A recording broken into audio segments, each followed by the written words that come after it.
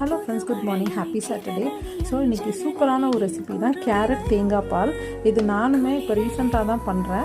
எதனால் நான் வந்து கேரட்டை ஸ்டீம் பண்ணுறேன் அப்படின்னா, ராவாக சாப்பிட்றத விட ஸ்டீம் பண்ணும்போது பீட்டா கேரோட்டின் அப்சார்ப்ஷன் வந்து 40% பெட்டராக இருக்குது.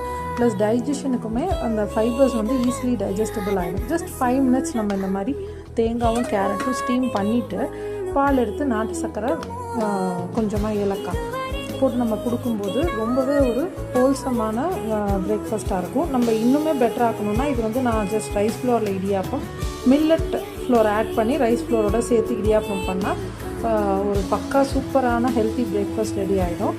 ஸோ இதை நீங்கள் கண்டிப்பாக ட்ரை பண்ணி பாருங்கள். இன்னொன்று அது கலர்ஃபுல்லாக இருக்கிறதால கிட்ஸுக்குமே அது ரொம்ப அட்ராக்டிவாக இருக்கும். நம்ம ஈஸியாக ஒரு 3 கேரட்டை வந்து நம்ம ஆட் பண்ணிடலாம் பிரேக்ஃபாஸ்ட்லேயே.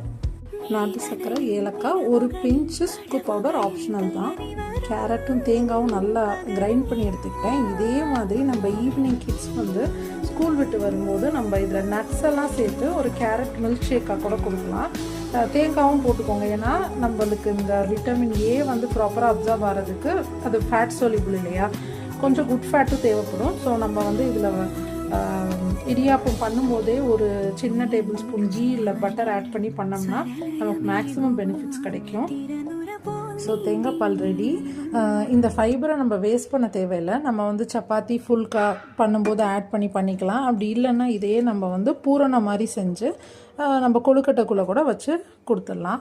ஸோ இதுதான் வந்து ரெசிபி. பெய்டு ப்ரொமோஷன் கொலாப்லாம் கிடையாது, என் பர்சனல் யூஸ்க்காக வாங்கினேன். இது யூஸ்ஃபுல்லாக இருக்கும்னு நினச்சேன் நான். உப்பு இல்லாத சுண்டக்காய் வத்தல்.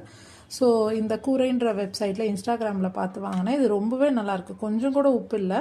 நான் வந்து சாம்பாரில் கூட தாளிக்கும் போது ஜஸ்ட் இதை ஆட் பண்ணும்போது நமக்கு குழந்தைங்களுக்கு பூச்சி இல்லை கட்டி இஷ்யூஸ் இருந்துச்சுன்னா சுண்டக்காய் வந்து ஃப்ரெஷ் சுண்டக்காய் கிடைக்க மாட்டேங்குது இல்லையா மெட்ரோஸில். ஸோ இந்த மாதிரி நம்ம ஆட் பண்ணிக்கலாம். அதுலேயே மணத்தக்காளி வத்தல் கூட நான் வத்த குழம்பு செய்யும் போது செஞ்சேன், ஆட் பண்ணேன். இதுவுமே நல்லா இருந்துச்சு. உப்பு ரொம்ப மினிமலாக இருக்குது. நீட் இருந்தால் செக் பண்ணி பாருங்கள். ஸோ நான் நெக்ஸ்ட் வீடியோவில் மீட் பண்ணுறேன். பிடிச்சிருந்தா நம்ம சேனல் சப்ஸ்கிரைப் பண்ணிக்கோங்க. பாய்.